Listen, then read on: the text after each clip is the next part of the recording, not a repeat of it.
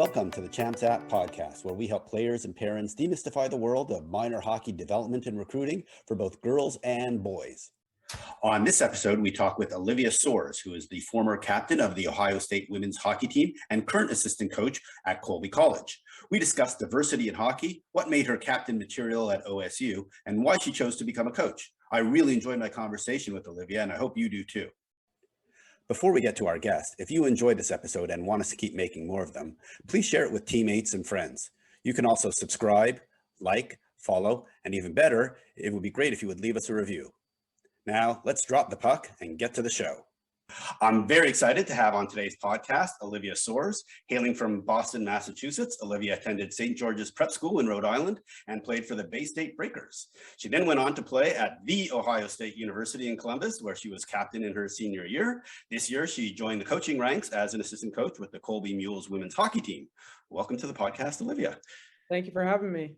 Hey, why don't we start off like we do all of our guests and tell a little bit about your hockey history and how you started getting into the great game of hockey. And I will note that we were recording this the day after the USA and Canada just played their first match in the Olympic round robin tournament. And so any references to, that hockey game will be appropriate for this conversation as a result. So why don't you talk out? I know you're the daughter of a firefighter and a nurse, so some frontline workers. And so how did they help get you into the game of hockey? I know you wanted to be a goalie, if I remember correctly, in grade 4. So when you first started out. So tell us a little bit more about your hockey history. Correct. So I grew up in Boston, and I actually never really played hockey, never knew much about hockey. I played basketball at the time, and I kind of followed whatever my sister played. So lucky for her, I attended all her practices and joined in on her teams. So she really loved basketball and played AAU, and so I kind of followed along her with that. And one of my friends at the time, he played hockey, and I ended up going to one of his practices, and his dad was skating, and the door was open to the ice, and I was standing there, and he skated up to the door and stopped and sprayed up the ice, and I was dying to try it. I thought it was the coolest thing in the world. And so I also, again, put my poor sister, tagged along with her to little Friday night free skates, and it was her and all her friends, and little me with a snowboarding helmet on, skating around. But I begged my parents when we were moving to South Shore, Massachusetts, Hanover, to let me play hockey, and they were great, and they let me join in. But I asked them, I did ask them for goalie gear, and they didn't know much, and I didn't know much, and they ended up getting player gear instead. But I'm very happy for that mistake. I don't know if I would have made the best goalie. But then, I mean, like everyone, you have the size to be a goalie. You're 5'10". That would be pretty good to help you, right? And now all goalies are 5'10" and above. Too scared. I'm not too scared of blocking shots, but I don't know if being in net would really be for me. Gotcha. So what was your process of actually learning to skate? Because, grade 4 is actually, relatively speaking, a little bit later to learn how to skate. Definitely. I used to go to, anyone from South Shore, Massachusetts, I think will know what I'm referring to, but there was a power skating coach. His name was Leo, and he ran power skating sessions a couple days a week. So I would go to those, and I went with no idea how to skate. I was running on the ice, pretty much was my approach to skating, and I kept going to those, and he was a great coach, and I loved going to them. And so I started to do that, and then worked into town hockey a little bit, played for Hanover for a couple years, and then found out about club hockey and tried out for a few teams, and then ended up with the Bay State Breakers and stayed with them. And it was a great program. I got to work with so many great coaches when I was there. Chris Donato was my coach for many years with the Breakers, and he kind of taught me majority of what I learned as a hockey player, and then also going into St. George's, like you said.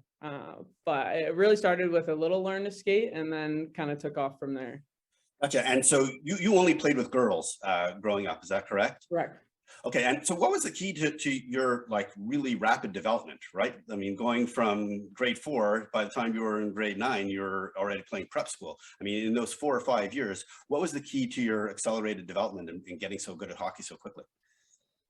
I think I was really fortunate to have opportunities come up. I mean, like I said, my family and I we really didn't know too much. We didn't really know what to do. I knew I wanted to play a sport in college. It was basketball, and then it switched to hockey quickly when I fell in love with it. But I remember going to Massachusetts Festival showcase, which leads into the USA Hockey Development Camps. And I went to that Massachusetts Festival with no idea where it led to. I just thought I was playing in a showcase for a weekend and that was it. And I was actually sitting in class and someone messaged me and said that I was invited to USA National Camp. And I had no idea what that meant at the time. And so I think it was very much time and place. And I'm a firm believer that everything happens for a reason, and that God has a plan for my life. So I think how everything lined up, it was very, very perfect in a sense, because we didn't really go into it planning. And so when I was at the Massachusetts Development Camp, Erica Silva, who was coaching at St. George's, talked to me there and ended up talking to my coach, Chris Donato. But it wasn't until I learned about these opportunities that I started to seek them out. I didn't really know what the next step was. So I had a lot of people helping me and steering me to figure out what those were. Gotcha. And your invitation to the national camp, was that before or after you were at St. George's? It was the year I was going into St. George's. Okay, so you still hadn't started prep school yet, so. No, 2012 was the first year I attended that camp. Gotcha. And how did you end up at St. George's?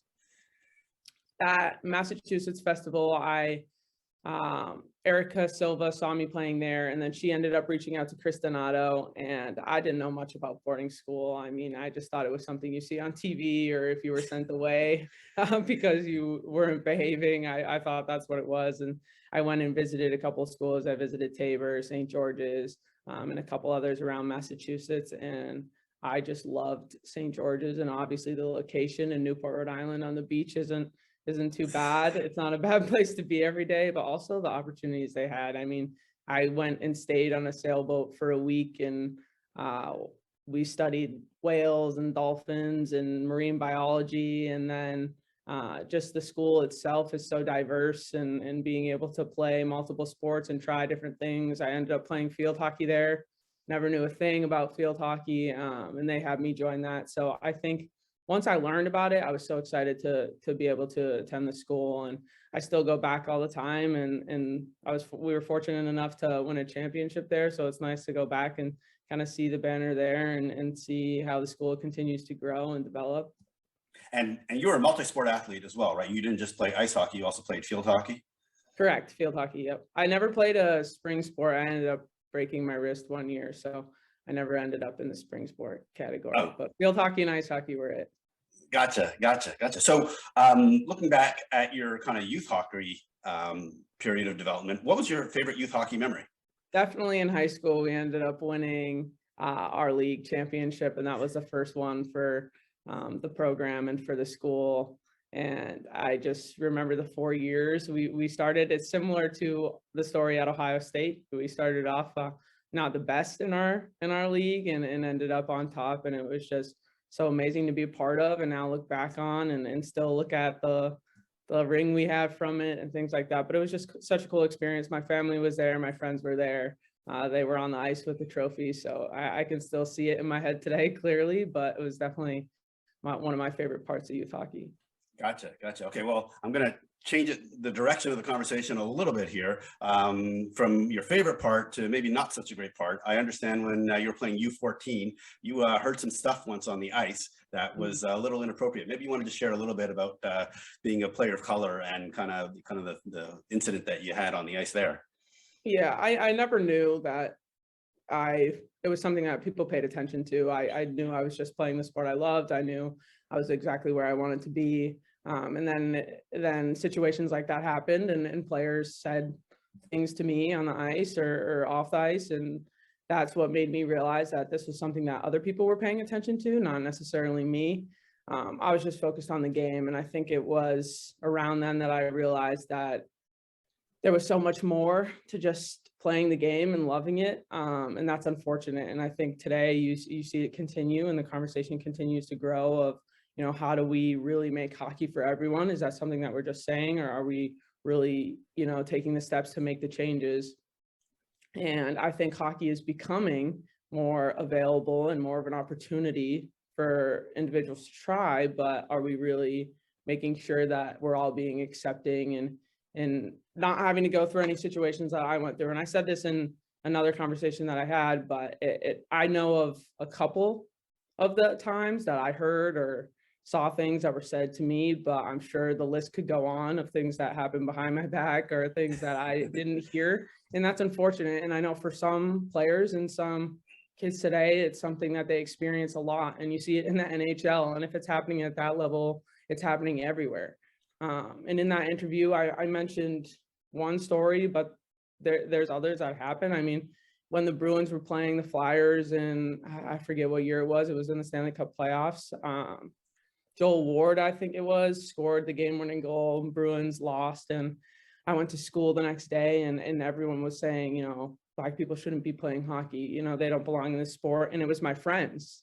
And so for me, it was difficult to hear, and it was hard to understand why they were saying that while I'm sitting in the room or on their social media where I can see it, because I'm someone who loves the sport and wants to play the sport for my entire life or be a part of the sport for my entire life. So how are you saying that when you claim to be someone who's supporting me in what I love to do?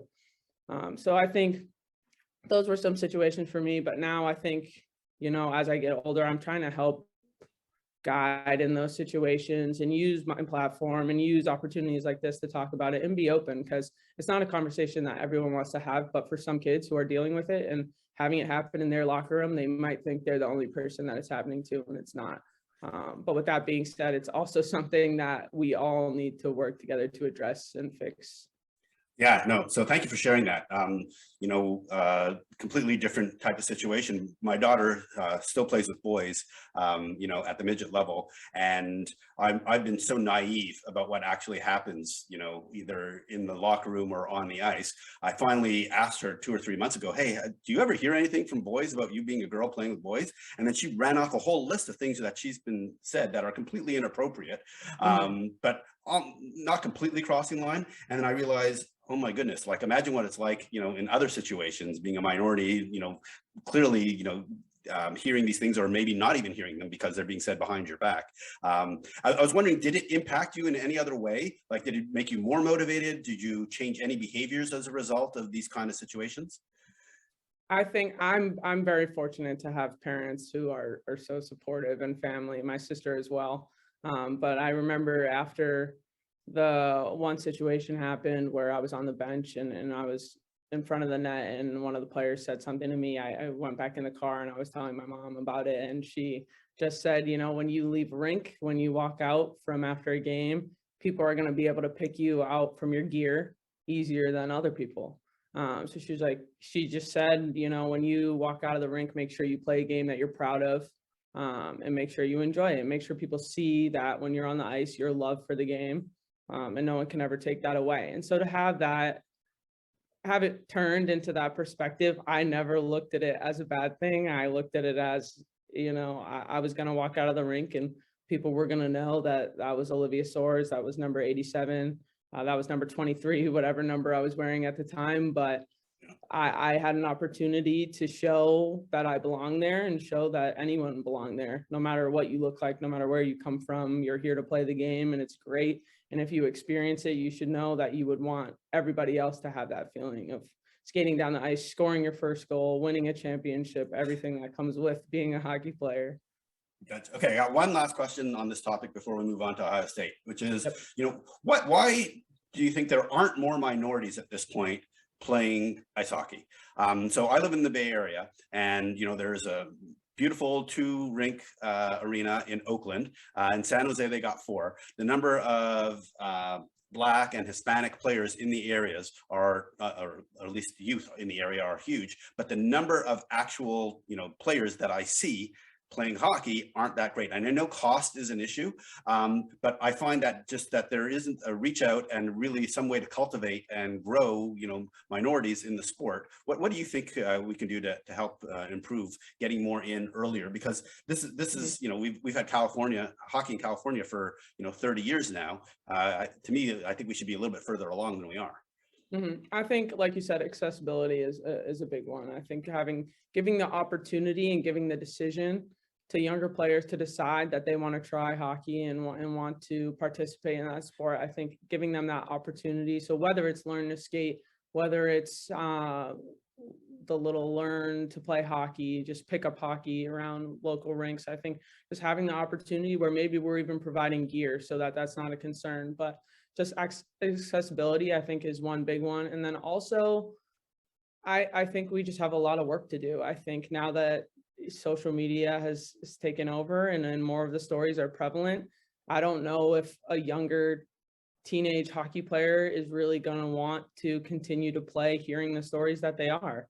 And I know I've heard of teenage hockey players who have quit because of situations that have happened to them. And that breaks my heart, because no one should ever tell you that you don't belong in a space. No one should ever affect your experience in a sport you love, or in anything that you love for that matter, that you decide to not do it at all. So I think that is also a huge part of it. I think we're making steps, but there's so much more that needs to be done, and there's so many more conversations that need to be had. And so I think that accessibility and opportunity are the two biggest ones. Yeah, I think there's a lot more that can be done beyond just removing some of the cost aspects of it. There's just a lot more to making people feel inclusive and showing them the path, right? Like, you didn't know anything about, getting into the hockey world at the beginning, and so imagine how many other kids like you who didn't have as good parents as you did to kind of help make sure it all happened for you. We need to be helping educate parents and kids on how to kind of get through this, because it is, like you said, it is such a great sport, and there's no reason why they shouldn't be playing.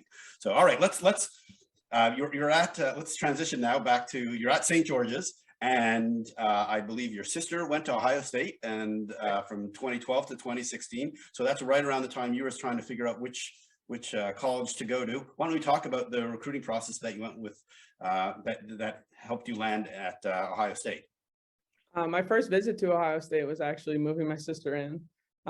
So we went to move her in, drove to Columbus, and we rented a car and drove all the way down there, which was a great family bonding experience. And then my parents just said, let's meet with the coaches there while we're here, and at least give you the opportunity to practice talking to a coach, look around the campus. And so I just thought I was going to check out the campus. I was going to check out the rink and talk to the coaches. And at that time, it was Candace Moxley who was there, and we walked around and looked at the facility and walked around campus. And I got in the car after, and I knew that is where I wanted to go. It was not a question. I went on a couple other visits, and one that really stood out to me was when I was walking around with Carson Duggan, and she just said that there's an excellence in the air at Ohio State. And it's something that you feel, and when you feel it, you'll know. And that's the best way I can really put it. It was something that I felt, and that excellence in the air is definitely there. It's in Columbus, and I feel it every time I'm back, and every time I'm on campus or in the rink. But I knew that's where I wanted to be, and I knew that's where I belonged. And my parents, I probably stressed them out a little bit, because I really kind of put all my eggs in one basket. But I knew that's where I wanted to go. It was my dream school, and I kind of just kept my mindset on that. Awesome. So, okay. So before we get into your actual time at Ohio State, let's talk about actually the facilities, the rink, et cetera. So while we were scheduling this conversation, recording this podcast, I actually went to Columbus for the first time and went to my first women's college hockey game. And holy smokes, everything else is going to be a step down after this one, because I went with number 1 versus number 2, Minnesota versus Ohio State, and the game I went to overtime. So it was a pretty exciting game. And what was great about it is the OSU ice rink was jam-packed. It was at capacity, and the band was playing. So, I mean, the environment was just electric. So maybe talk about like the facilities and playing at the OSU ice rink. Yeah, I mean, it's a smaller rink. It's an older rink, but it was our home, and it's their home now. We take pride in that ice rink, and I think from my freshman year, if you took a time lapse from probably my first game there to my last game there, it would probably be just our parents in one section to the whole rink filled. And to see that kind of grow over time, and to see women's hockey kind of move into a highlight at Ohio State was something amazing to be a part of. But like you said, it's the band, it's the student section, it's the families. I think that's the biggest piece. Our families really were our biggest support, and they made sure that no matter what, no matter where we were playing, we had a section that was there yelling OHIO, and it was something that happened every time. But I love the rink. They made a little renovations here and there, but we still have to, walk across outside to get to our locker room. But on a football game day, seeing all the fans lined up while we're walking through is a great experience, and it's part of being a Buckeye, and it's part of going to Ohio State. Nice, nice. Okay, so before we get into kind of the coaching staff and the turnaround that Coach Mozzarell did, let's talk about your career. So we have a lot of time on this podcast. So can you describe all of your goals and how you scored them at Ohio State? Wouldn't take too long. I was more of a energy fourth line player. I think my first year I got some more minutes, and then my sophomore year, we had a very, very talented class come in with some of the players who are in the Olympics now. Emma Malte was in that class, Tatum Skaggs, Liz Sheppers, who is still at Ohio State now, and of course doing great. But as the years went on, the talent increased, and my role kind of switched and flowed into different parts. In my junior year, becoming an assistant captain, and in my last year, becoming a captain. But I think, as fun as it is to score goals, I think I remember some of my teammates' goals more than mine. I remember one of my classmates, Elise Rimmenschneider, scoring her first goal. I think I remember that more than my first one. But my first one was away at Bemidji State. And it was just a rebound at the net. We were crushing the net. And I think all of us kind of looked at each other, and it's the shock of scoring your first goal. You're kind of surprised for a second until you realize it's actually you. And then from there, a couple more, but nothing too crazy, nothing like some of my teammates, which I'm perfectly fine with. I got to celebrate every goal that they scored along the way. Gotcha. And you did mention that, some of your fellow teammates have gone on to the Olympics and things like that. Your co-captain in your senior season was Jinsey Dunn, who played last night in the game we talked about a little bit earlier. So yeah. She's still playing, and she's had a pretty amazing kind of career, at least effort to actually make the Olympic team, because she's got centralized twice, I believe, and this has made it only on her third time. Yeah, I think seeing all of them there on the Olympic stage is incredible. Andrea Branley too. And Jinsey and Emma, I think just, talking to them every day when we're at team meals and hearing them talk about their goals and their aspirations, and then seeing them, at the opening ceremony or lined up listening to the national anthem before they play or things like that. I think it's cool to be a part of, and it's cool to watch them grow. I think Emma and Andrea, Emma was a freshman when I was a sophomore. So I got to watch her kind of grow up and mature as a hockey player, and to see her now, and we're still in touch, and I'm still in touch with all of them. But it's a cool experience, and I played with some of the best players, and I wasn't getting any crazy minutes during a game, but I wanted to be surrounded by the best. I wanted to be playing with the best every day. I wanted to be practicing with them. And it was a great experience. And I think ultimately that's going to help me be a better coach in the long run. And so this is really important, because you admittedly shared that you weren't the most offensive player, but you're an energy line player. What made you captain material? Because at the game that I was at a couple of weeks ago, Coach Mozzarell talked about how the captain, Liz Sheppers, was showing leadership when facing adversity, that's what you wanted to see from a fifth-year captain, etc. And obviously you probably demonstrated some of those same kind of leaderships. And even though it wasn't necessarily on the scoreboard, what was it that you were doing that really made you the captain of one of the captains of the team? I always made sure just to have a great relationship with all my teammates. I wanted to get to know them, not just in the rink, outside of the rink. I wanted to know what their goals were as a player, and what they were aspiring to do, so that I could help them along with that. And every day when we showed up to the rink, if I told them, we need to do a little bit more, or I need a little bit more from you, or if they did the same to me, we could look at each other and know that it's just because we want the best for each other. And so I think my role, although I wasn't maybe on the ice as a first line or on the power play or first on the PK, that role doesn't shift. You can lead from any seat in the house, and my seat was just different from Liz's current seat. And my seat was different from Jinsey's seat and Emma Malte's seat. And they were all captains, and we all played different roles. But I think that's a good question for my teammates as well. But I think I learned my sophomore year, Jinsey kind of told me, you're going to be a captain of this team one day. And that was great to hear from her. And sure enough, my senior year, it's me and her as captains. And that was such a great experience. But I think I just wanted the best for the team. It was always them before myself. And I wanted to celebrate their victories. And of course, we just wanted to win and be successful and grow as a program. And that was definitely in the forefront of my mind the whole time. All right, so speaking of winning, how was Coach Nadine Mozzarell able to transform the program so quickly? I mean, basically, from the moment she got there, the team started improving every year and going up and to the right. So what did she do so well that helped transform the team so quickly? I think right away she changed the standard and the expectation. Right when she came in, we had meetings with her one-on-one, and I remember sitting in the Panera with her across the street from the rink, and she asked us a couple questions. And one of her questions was, what's your goal for the season, for the team? And she asked individual ones, and she also asked the question, if your back was against the wall, who on the team would you call? And so she asked these questions, and we're kind of going through the meeting, not sure what to think. And everyone's of course saying they want to win a national championship. They want to win our conference. They want to have X amount of wins. So we told her our expectation, and she also had that for us. And so throughout the years, she set that bar. Every day at practice, you were fighting for your spot in the lineup. You were fighting for your time on the ice. She just pushed us and challenged us. And I think it was something that the program needed. We just needed that expectation to be set to a different standard.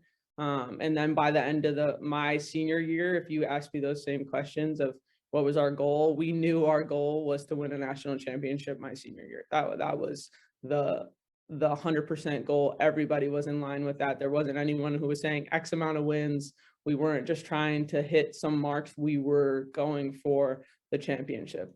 And if you asked me the question, if my back was against the wall, I wasn't naming one person, I was naming everyone on the roster. So to see that change and be a part of that, it's such a cool experience. And I think looking back on it now, I appreciate it even more, because there's sometimes in the moment where, we had the 6 a.m. practices or the 6 a.m. lifts, and we were doing conditioning, and in the moment you kind of don't realize what it's all leading to. But to have the trophy in our hands and see the look on my teammates' faces, that made every second of anything that was difficult worth it. Yes, and so let's just talk about your last game was the WCHA championship right before COVID hit. So maybe just talk about ending your career on a winning note. It was picture perfect to an extent. I would have loved to have 2 weeks more of hockey still being played to get to have a shot at NCAAs, but I think I can still see the game ending in my head. I can still see us all clearing the bench to go out onto the ice. And I remember Tatum Skaggs burying a goal and all of us piling onto each other. But there was a moment where Coach Maz had the trophy and she went to hand it to me. And even the commentator on the video mentions that it looks like we didn't know what to do. And I've said this before, but it's not that we didn't know what to do. It was almost just overwhelming moment of the culmination of all our work to stand there and look at each other and have the trophy in our hands and remember that we talked about this moment for so long. And so she handed it to me and told me to skate around and enjoy the moment. And of course we stayed out on the ice for as long as we could. We stayed in the locker room for as long as we could. And COVID and everything that happened with that year, of course, that celebrating kind of took a turn in the next week or so, but I'm very fortunate that was my last game. I think a lot of athletes had their career end and then their season end at different points, but to be able to have my last game be a championship with all of my best friends, that is something I definitely won't take for granted ever. Gotcha. So now, so that capped the end of your hockey career. So looking back on the entirety of your hockey career, all the way starting with when you started skating in grade 4, all the way through to the championship, the WCHA championship, what would you do differently, or what would you tell a younger Olivia about hey, maybe you want to do this instead of this with your hockey direction? I would tell myself to enjoy it. I don't think I would change anything as far as my path and everything that happened. But I think, the days where you wake up and you're not sure if you have it in you, or you're tired and you have to go to 6 a.m. lift, or you have conditioning and things like that. I mean, I wish I could go back and tell myself how much I was going to miss it, because I think you're always told by upperclassmen, you're always told by people who are graduate, enjoy the moment, because when you're done, you're going to miss it so much. And now being here, I wish I could go back and tell myself on the days where I was, grumpy for no reason, or didn't feel like being talkative, and just tell myself to snap out of it. And I think that's something my senior year that I kind of paid attention more, but that's of course because it's your last one and you want to enjoy it. But, freshman, sophomore, junior year, the same thing. It goes by so quick, and it's the best 4 years, of course, and it's such a memorable experience surrounded by great hockey players. So just if I could tell myself anything, it would just be to enjoy it even more than I did, because I definitely had a great experience, and I would not change anything. I wouldn't trade it. I learned so much, even on the worst days. I loved being at Ohio State. I didn't never want it to be anywhere else. I never wanted to be at another school or with another program. Gotcha. All right. We're going to slowly transition into the coaching side of things.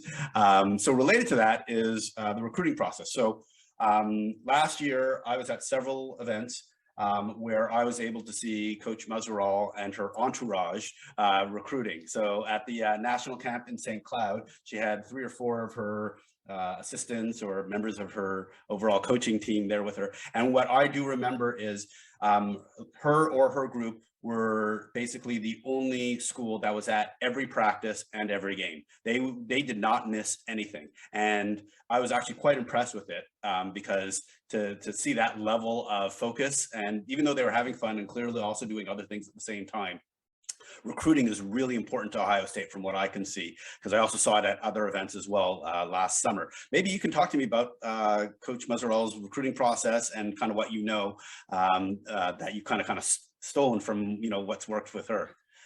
Well, I'm not surprised to hear that. I think it's part of what I talked about, and it's just the standard. And she'll always say it's a relentless pursuit for perfection, and that's what that program is, and that's what they want. And they want athletes who are going to buy into that, and they want athletes who are going to do that. And I think that's just part of finding them.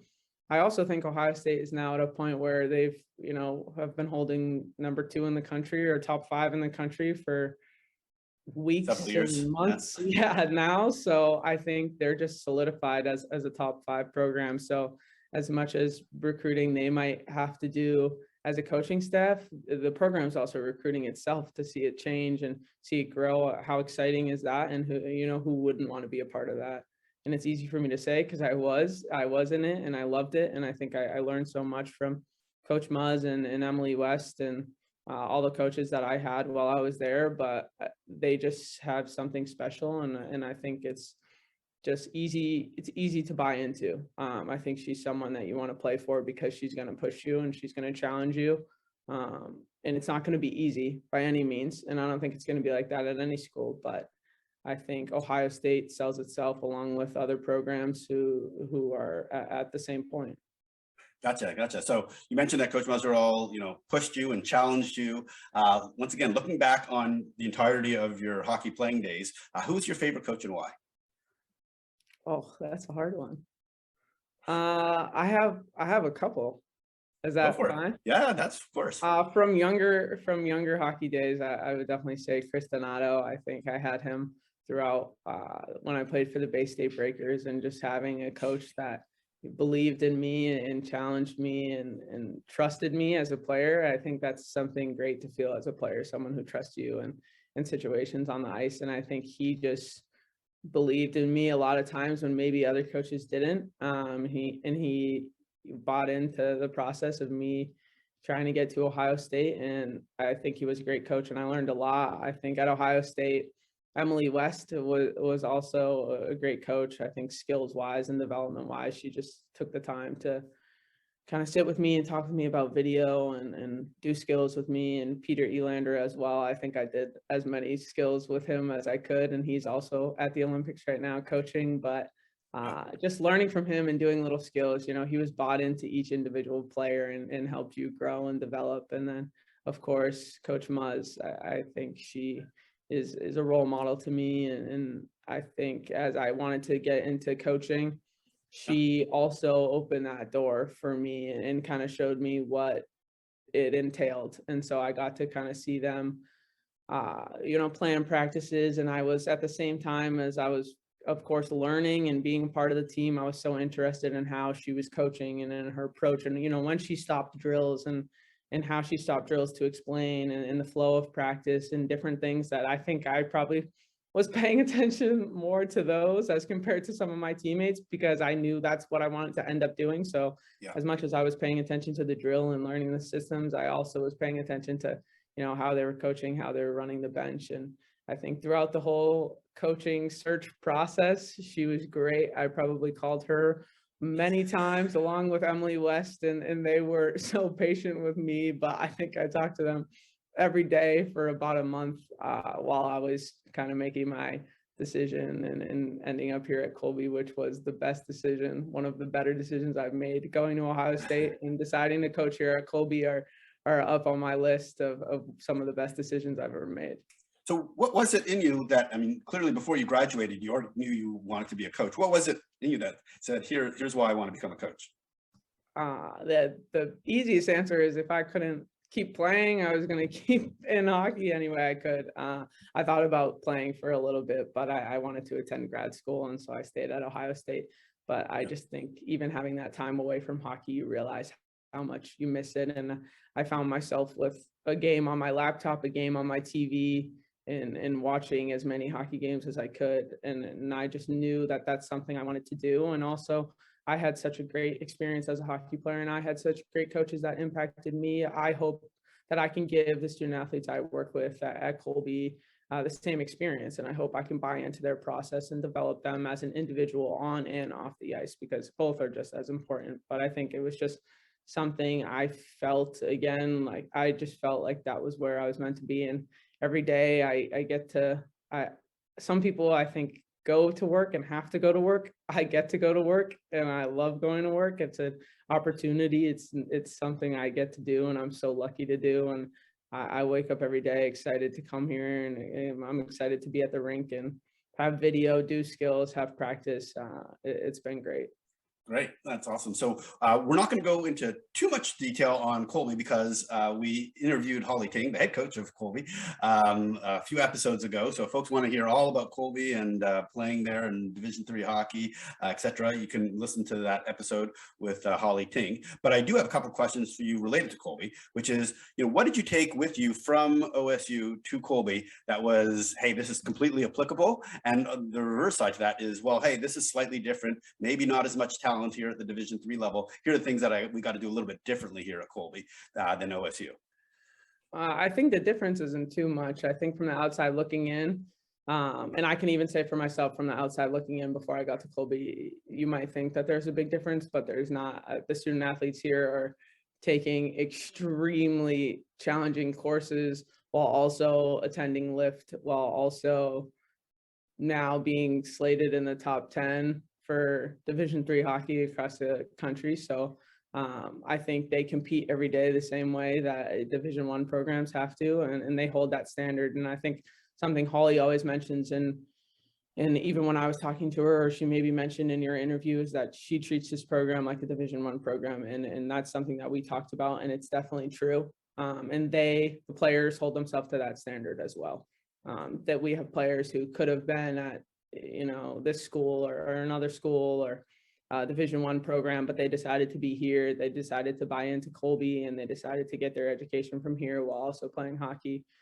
So I don't think there's too much of a difference. I think the things that I took away from my experience as a hockey player were just, as a player, what I felt really helped me and things that I felt really didn't help me. And so I think that I try my best to learn how my players are individually, on the bench. How are they? Are they someone who, wants to be told, you messed up and you did X, Y, Z incorrect. This is what you need to fix. Or is it someone who needs the pat on the back and the reassurance that, I know you can do this.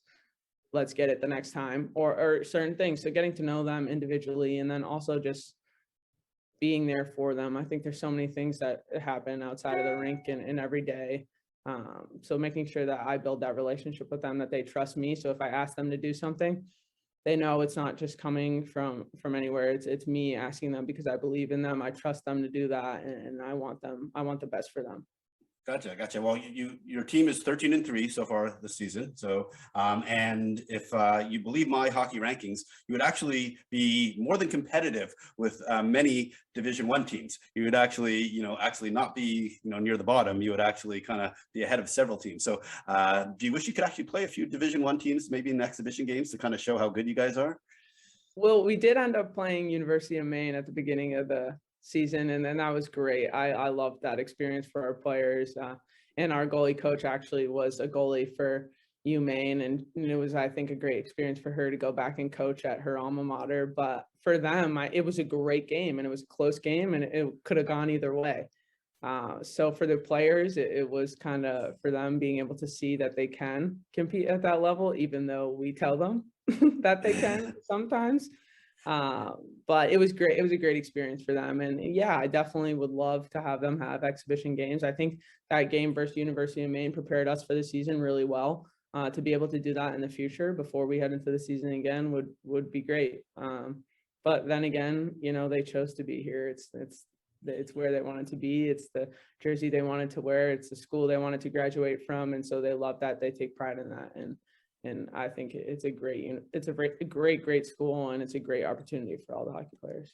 Yes, and some phenomenal facilities. Once again, I would really encourage folks to listen to the episode with Holly Teen, where she goes into great detail about all the renovations and the investment that's been made in the entire athletic facilities, and obviously the women's hockey as well. So as always with all of our guests, we talk a little bit about recruiting. So tell us where we're at today, in early February 2022 with the recruiting process, both at what you're seeing more at the Division I level, where things are just a little bit slower than usual, and what you're seeing at the Division III level.